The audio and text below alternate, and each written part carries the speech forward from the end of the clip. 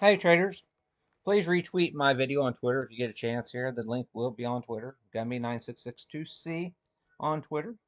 I'm on StockTwits as well. And I do have a Discord room, which I'll put the link in the comments below if anybody wants to get all my charts and stuff over in the Discord. I try to update my charts on a regular basis. I just focus in on the mega caps. That's what I trade, and I don't deal with a lot of the smaller junk out there. Okay. So bottom line, that being said, I'm going to try to keep this as short as I possibly can here. So what we have done here, if you measure, we have hit our measured target for the S&Ps. Okay, it was 4096 was actually the target we were going to get. We got down there pretty close here on SPX. So, but yeah, we're getting awfully close to our downside target here on the ESs. It doesn't mean we're not going to have another leg lower. We do have a 5-wave potentially completed here as well. We're getting an initial pop in the overnight session, but not very much considering how big of a sell-off we've had. Um, so that's basically what we got going on here. Same thing with the Nasdaq. Nasdaq's up just a little bit more than what the S&Ps are. Uh, it is going into the end of the month, first of next month. We have an inverted head and shoulders pattern going on here, and the regression line every day just seems to improve a little bit more. The slope of the regression line keeps improving a little bit, just a little bit every day. Uh, Suggesting here it's first of the month, we might be coming up here to the 38.2 on my fibs up here, driving down yields this week. Remember, the first of the week here, first of the month, this is when the banks and stuff lock in their CD rates and stuff. So generally, what first of the months, the banks want to have, they want the bonds to uh, be higher. They want yields down whenever they're issuing these deals to customers. So be mindful of that. We're going into the first of the month, typically in the bond world, you know, uh, is generally supported by banks per uh, self-interest. They're going to do their best if there's low volume and stuff. They'll do their best to pump those bonds up uh, into those CD rate decisions. Okay. VIX is hanging up here. Unfortunately, this thing here is just kind of stalled out here, building a bull flag up here around 20. It does not look like an exhaustion sell-off on any tail on any of these charts. So be mindful of that. If we go over here on the daily, we'll start with the NASDAQ real quick here. And what I want to point out here, if I zoom in here real quick, let me zoom in, let me just maximize that real quick. Why don't we do that? So basically, from the all-time highs, this was the breakdown point right here to 38.2. We have not completed this pattern on the NASDAQ. We potentially have completed the pattern on the S&Ps, but we have not necessarily completed it. And if for this pattern to be complete, we would be on the 12-month yearly VWAP. Okay. I got two different yearly VWAPs. This one here is the 12-month. Yeah. So it's not anchored to the January 1st.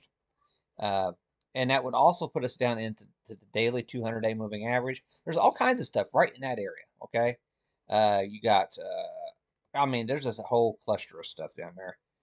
You got the calendar year anchored VWAPs right below that. Okay.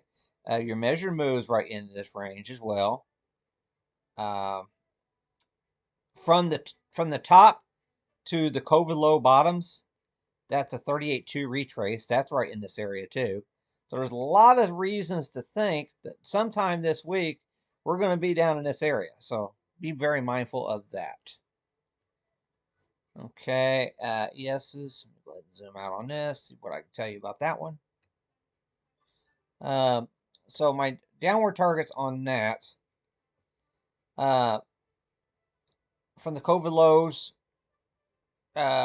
the 50% retrace from the COVID lows to the highs, that puts us down in this area right here. So that's another one. We're right within that target. Okay. And remember, your main support for the S&Ps, that's your 200 weekly SMA. That has acted as very critical support over time. And that would put us down to 39.43 area, 39.43.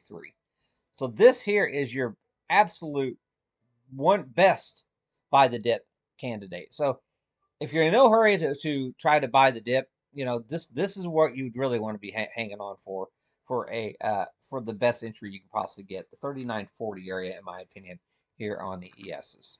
Okay. Quick rundown of the futures here, real quick. Crude's down, gold's way up, precious metals in general are up. We have a breakout on gold. Gold's over $2,000. However they measure an ounce, $2,000 an ounce, I think. Highest volume is your 10-year bonds. Again, they're down this morning. Okay, just heads up on that. I'm going to do just one little correlation here so you guys can get a little idea, because this market is going to live or die based on your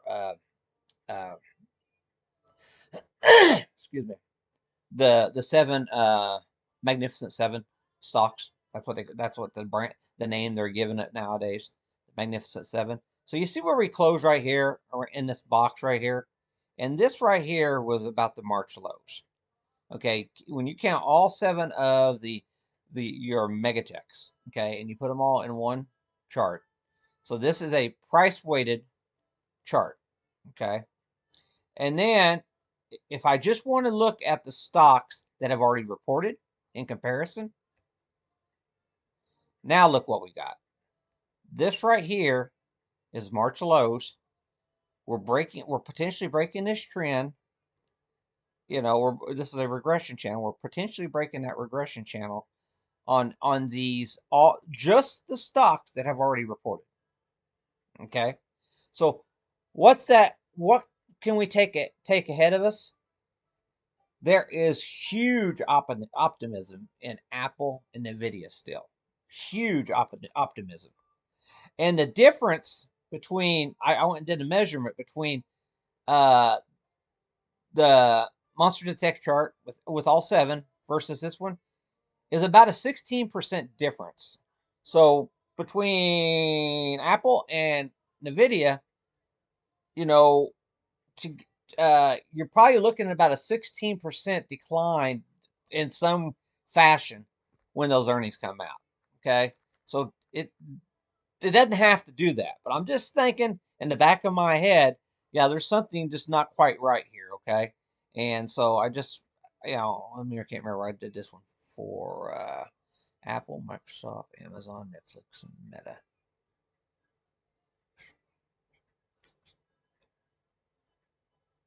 Yeah. Okay. Oh, wait a minute here. Yeah. This is Okay. That's what I wanted to teach you. So at any rate, that's what I'm really looking at here. The fact the ones that have reported are dramatically underperforming than if you just put the Apple and the or the uh, Apple and Microsoft by themselves. So I can just type those in real quick. Apple plus NVIDIA, actually. Okay. See how lofty this is here. So if you come in here, put a regression line on this, these things are just hanging in like nothing. I mean, this area has so much downside potential here, and you've effectively got a gap right here too. Because Nvidia's got a massive gap, right? And you know, uh, yeah. So that's really, if you're just dealing with Apple and Nvidia uh, chart, you got this. Wow, there's just so much room for this thing to come down. We'll see what happens. It doesn't have to do that, but I'm just saying. Uh, yeah, just keeping this in the back of my mind going forward into this week. But I do think we're due for a relief rally. We'll see what happens. We'll see how far we can get going here. Like I said, we have a live Zoom trading room. You guys are more than welcome to join us. It's all free. You just gotta go on my Discord, get the link, or DM me for the link directly if you want it directly. Thanks a lot, and I will see you trading this week.